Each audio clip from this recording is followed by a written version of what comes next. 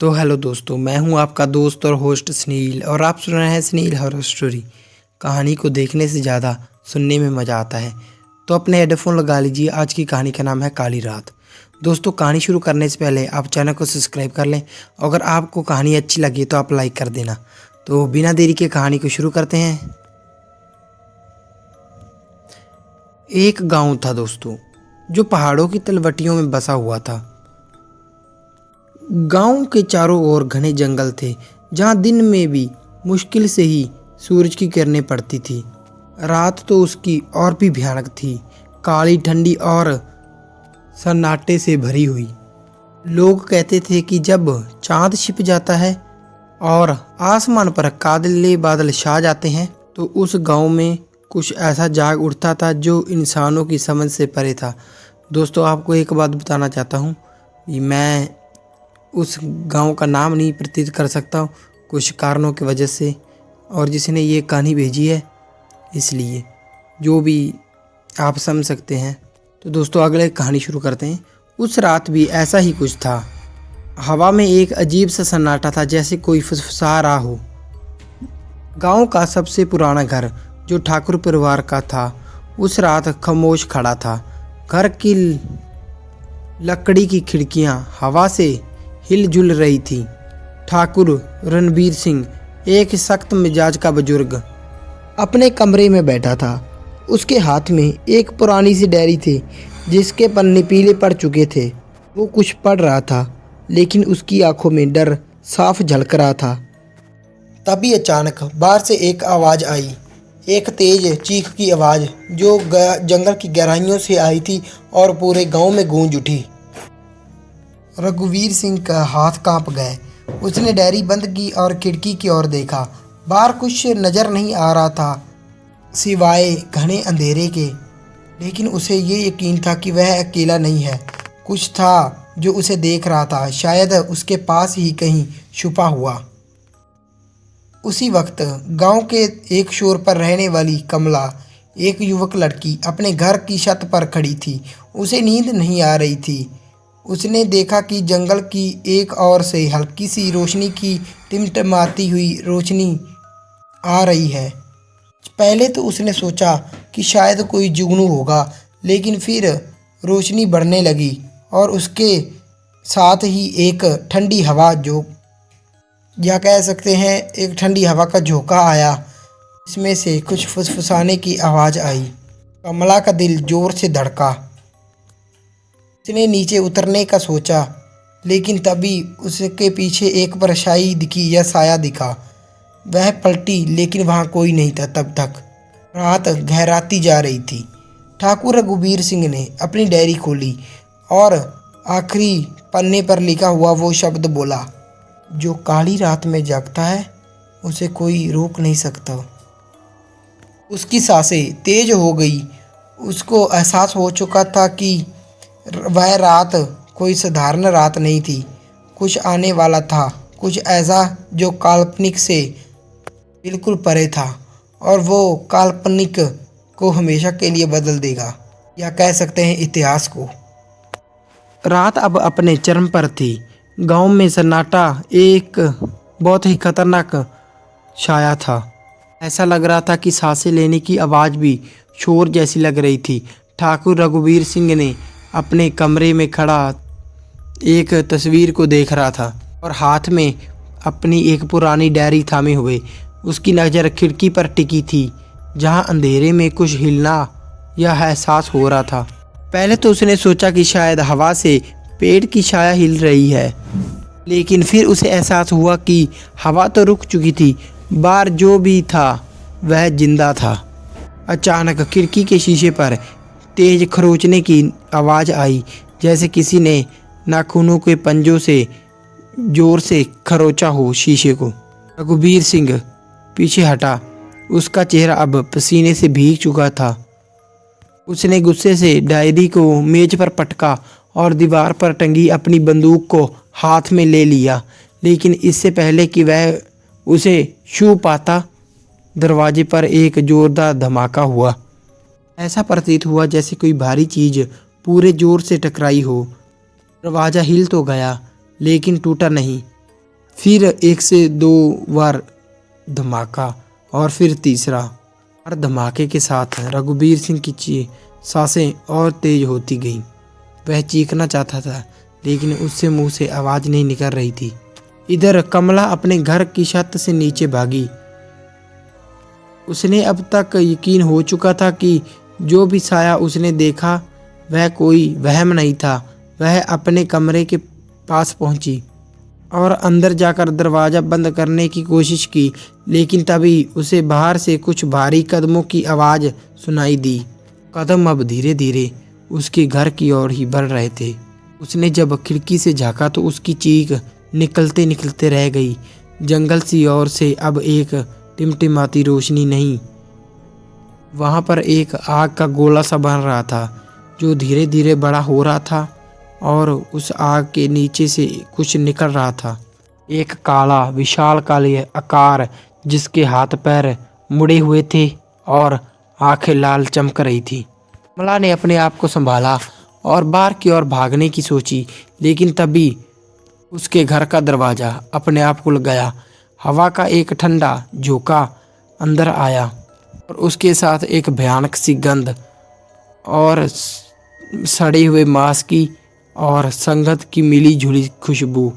कमला पीछे हटी, लेकिन उसके पैर जैसे जमीन पर ही धंस गए हों। तभी वो अचानक फर्श पर गिर पड़ी। सामने अंधेरे में 2 चमकती आंखें दिखाई दी और एक कशिश आवाज गूंजी, तूने हमें देख लिया, अब कोई रास्ता नहीं। और दूसरी ओर रघुबीर सिंह ठाकुर की हालत अब और ख़राब हो चुकी थी। दरवाज़ा अब टूटने की कगार पर था। उसने अपनी बंदूक उठाई और गोली चलाने की तैयारी की, लेकिन तभी दरवाज़ा धड़ाम से टूट गया। अंदर जो आया वो इंसान नहीं, वो दानव कह सकते हैं या राक्षस। का सिर और पूरा शरीर धुएं की तरह हवा में तैर रहा था, लेकिन उसकी लंबी उंगलियां, होठ काले और ठोस नुकीले नाखून थे। उसकी आंखें रक्त लाल थीं और मुंह से एक काली स्याही जैसा पदार्थ टपक रहा था। रघुबीर ने डरते हुए गोली चलाई, लेकिन गोली उस प्राणी के आर पार से निकल गई, जैसे वह हवा में ही गायब हो गई हो। उस प्रेत ने एक कदम आगे बढ़ाया और फुसफुसाया, तेरी डायरी का सच अब मेरा है। उसने एक झटके से रघुबीर को दीवार पर टकरा दिया। ठाकुर का शरीर हवा में तैरने लगा और उसकी आंखों के सामने अब अंधेरा छाने लगा। लेकिन मरने से पहले उसने एक आखिरी बार डायरी की ओर देखा। वह खुली हुई थी और उसके पन्ने अपने आप पलट रहे थे, जैसे कोई अदृश्य ताकत उसे पलटा रही हो। जंगल में आग अब और तेज हो चुकी थी। गांव के लोग छुपे हुए थे, लेकिन कुछ को बाहर चीखें आ रही थी। उनकी चीखें रात को और भी भयानक बना रही थी। कमला और ठाकुर अब दोनों एक अनहोनी के जंगल में थे। यहाँ पर वो फंस चुके थे उसके चंगुल में, वो अब काली रात में जाग उठी थी। वो गांव अब पूरी तरह उन अनहोनी के कब्जे में था। जंगल की अब आग आसमान तक पहुंचने लगी थी और उसके लपटों में से काले धुएं के बादल निकल रहे थे जो पूरे गांव को ढक रहे थे। हवा में चीख, फुसफुसाहट और एक अजीब सी गूंज मिलकर एक भयानक संगीत बना रहे थे। ठाकुर रघुबीर सिंह दीवार से लिपटे हुए थे। उनकी सांसें अब बिल्कुल धीमी पड़ रही थी। कमला अपने घर के फर्श पर पड़ी थी। उसकी आंखें उस काले पक्षी या कह सकते हैं पंछी या प्राणी की चमकती नज़रों से बचने की कोशिश कर रही थी। लेकिन अब वक्त आ चुका था उस चीज़ का सच सामने आने का। ठाकुर ने सामने छायादार वो प्राणी रुक गया। उसने डायरी को हवा में उठाया और उसके पन्ने तेजी से पढ़ने लगा और हर पन्ने पर लिखी बात अब हवा में गूंजने लगी थी, जैसे कोई बहुत सारी आत्माएं उन्हें ही पढ़ रही हों। फिर प्राणी ने अपने कशिश आवाज में कहा, ये सच तूने छिपाया रघुवीर, लेकिन अब ये मेरा है। ठाकुर ने आखिरी हिम्मत जुटाकर पूछा, तू कौन कौन कौन है? ये सच क्या है? प्राणी हंसा, एक ऐसी हंसी जो हड्डियों तक को ठंडक पहुंचा दे। फिर उसने जवाब दिया, मैं हूँ काला साया, वो अभिशाप जो इस जंगल से सैकड़ों सालों दफन था। तुम्हारे पूर्वजों ने मुझे जंजीरों में बांधा, मेरी शक्ति को इस धरती के नीचे दबा दिया। लेकिन हर काली रात में जब चांद छिपता है और खून की गंध हवा में फैलती है, मैं जाग उठता हूँ। और अब तूने मुझे आजाद कर दिया है। कमला के सामने भी अब वही प्राणी पूरी तरह से प्रकट हो चुका था।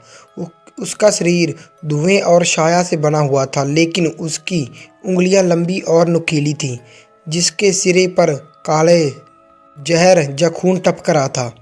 उसकी आंखें लाल नहीं बल्कि एक गहरे काले गड्ढे जैसी लग रही थी। इसमें देखने से ऐसा लगता था जैसे आत्मा खींच रही हो।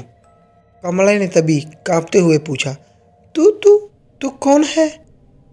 तू जंगल से क्यों आया है? हमें क्यों मार रहा है? उस भयानक जो भी चीज थी, जो साया, उसने मुड़कर कहा, मैं जंगल से आया हूँ। ये पेड़, ये मिट्टी, ये हवा सब मेरा हिस्सा है। तुमने पूर्वजों ने मेरे मंदिर को जलाया और अनहोनियों को खून बहाया और मेरी शक्ति को एक डायरी में कैद कर दिया। लेकिन हर बार जब मैं उस डायरी को खोलता, मेरा एक हिस्सा आज़ाद हो जाता। और आज रघुवीर ने आखिरी पन्ने को पढ़ लिया। अब मैं पूरा आज़ाद हूँ। गांव का सप अब बिल्कुल सामने था, उसका भी सच। सैकड़ों साल पहले गांव के ठाकुरों ने एक प्राचीन शक्ति की पूजा करने वाले कबीले को ख़त्म कर दिया था। उस कबीले का देवता काला साया एक ऐसी शक्ति थी जो जंगल की आत्माओं को जुड़े थी। ठाकुरों ने उसे हराने के लिए एक जादुई किताब या डायरी बनाई, जिसमें उनकी की शक्तियाँ सीम गईं। लेकिन उस डायरी की एक शर्त थी, अगर कोई उसे काली रात में पढ़ेगा, वो प्राणी फिर से जाग उठेगा। रघुवीर ने ये बात नहीं पता थी। उसे लगा कि डायरी में कोई पुरानी खजाना या पुरानी बातें लिखी होंगी। उसके लालच ने गांव वालों को मौत के मुंह में धकेल दिया था। अब वो साया शक्ति पूरी तरह से जाग चुकी थी। जंगल से और भी छाएं निकल रही थीं, छोटी छोटी आकृतियाँ जो इंसानों की तरह दिखती थीं, लेकिन उनकी हड्डियाँ टूटी हुई थीं और मुंह से काला खून निकल रहा था।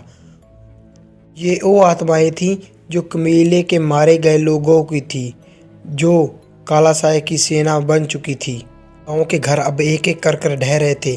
लोग भागने की कोशिश कर रहे थे, लेकिन जंगल की सीमाएं अब उनके लिए जाल बन चुकी थी। ठाकुर रघुवीर सिंह के शरीर अब पूरी तरह हवा में उछाल रहा था। काला साया ने उसकी ओर देखा और कहा, तू मेरे खून से अपनी शक्ति को और मजबूत करना चाहता था ना? अब मैं करूँगा। उसने अपनी उंगली उठाई और रघुवीर का शरीर धीरे धीरे बीच में से काटने लगा। जैसे उसकी उंगली से वो हिलाता, ऐसा लगता जैसे उसकी जिंदगी चूस ली जा रही हो।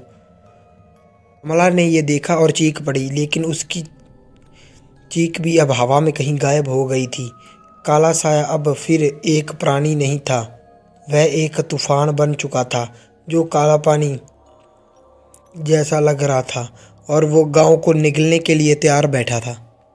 काले साए की शक्तियाँ अब उस चरम पर थी कि जंगल के निकलने वाली छाया ने गांव के चारों ओर घेरा बांध दिया। ठाकुर रघुवीर सिंह का शरीर हवा में काला और फट चुका था। आखिरी चीख के साथ वह धूल में बदल गया। कमला अपने घर के कोने में सिकड़ी हुई थी, लेकिन अब कोई उम्मीद नहीं बची थी। काला साया ने आसमान की ओर देखा और एक भयानक गूंजी उठी। उसकी आवाज़ ने पूरे पेड़ हिला दिए। घर की छतें कांपने लगीं और धरती कांपने लगी। जंगल की आग अब गांव में फैल चुकी थी। काले धुएं और छायों से एक घर के एक एक कर पूरे गांव को निगल लिया। लोग भागने की कोशिश कर रहे थे, चीख रहे थे, लेकिन कालाशाह की सेना टूटी हुई हड्डियों वाली आत्माओं से किसी ने ही नहीं देखा, लेकिन वो तबाही मचा रहे थे। आखिरी बार वो प्राणी ने उस गांव की ओर देखा और अगले ही पल वह भी गायब हो गए, एक धूल में बन गए, जैसे कभी कुछ था ही नहीं। इस गांव में एक शमशान घाट बन गया। उनकी सेना तक गांव का नामो निशान मिटा चुकी थी। जहां गांव था वह अब सिर्फ काला राख में ढेर के सन्नाटे में ख़त्म हो चुकी थी। जंगल फिर से शांत हो गया, लेकिन उसकी गहराइयों में काला साया की फुसफुसाहट सुनाई दे रही थी। डायरी अब भी वहीं पड़ी थी, उस जलती हुई मिट्टी पर अपने अगले शिकार का इंतजार कर रही थी। और इस तरह काली रात ने सब कुछ ख़त्म कर दिया। तो दोस्तों, कैसी लगी आपको कहानी? लाइक शेयर कमेंट करके ज़रूर बता देना और चैनल को सब्सक्राइब करना। मिलते हैं इससे भी डरावनी और ख़तरनाक कहानी में। तब तक के लिए धन्यवाद।